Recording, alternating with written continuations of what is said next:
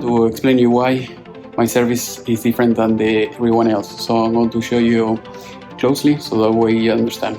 Alright, as you can see here you have this type of hose. I'm replacing this, as you can see here, and the customers sometimes they don't realize.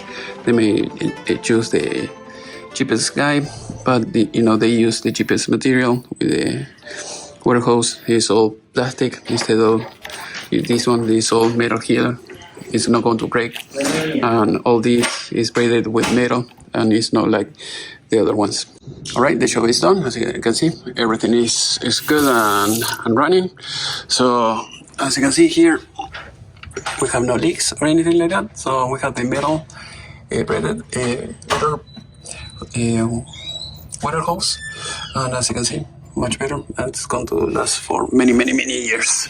I think when you use this cheap faucet, they are made of plastic and they break very often. So all this goes to the trash. The thing that I do is put the sticker on the next to the faucet, so that way if there is a problem in the future, you can call just the manufacturer and just ask for the part. Otherwise, if you need just one part and you don't know which model you have, which brand, it becomes a pain in the butt.